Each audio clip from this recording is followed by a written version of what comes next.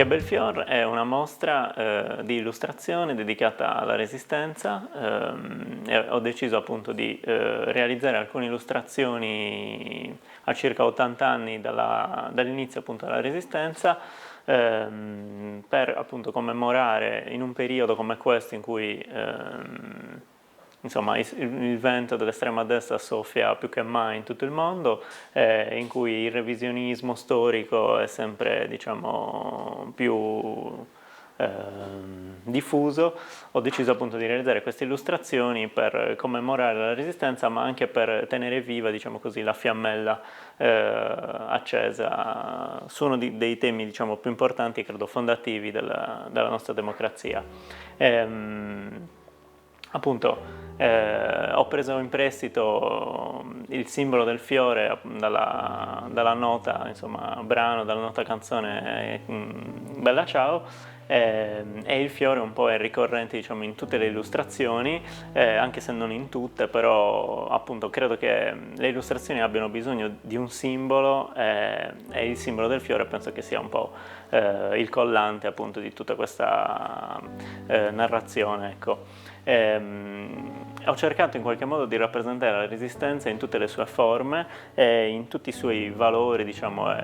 e quello che ha significato e anche le sue conquiste. Quindi per esempio in quest'opera ho provato a descrivere che cosa è stata la Resistenza e come mai appunto la Resistenza si è potuta, come dire, come è potuta esserci, perché come diciamo una sollevazione appunto dal basso e come qualcosa, un movimento che è potuto, come dire,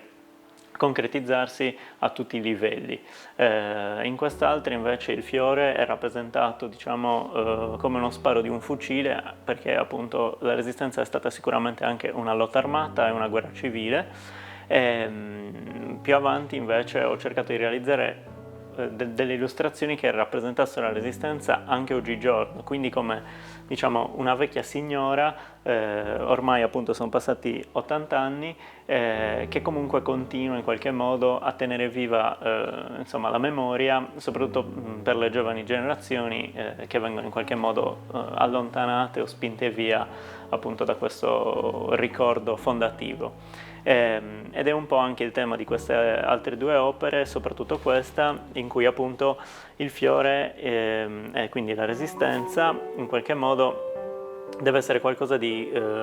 coltivato continuamente, innaffiato continuamente, che diventa sempre più piccolo man mano che passa il tempo, ma che è sempre importante, fondamentale tenere appunto, come dire, vivo. Infine concluderei appunto con quest'opera che rappresenta un po' appunto la liberazione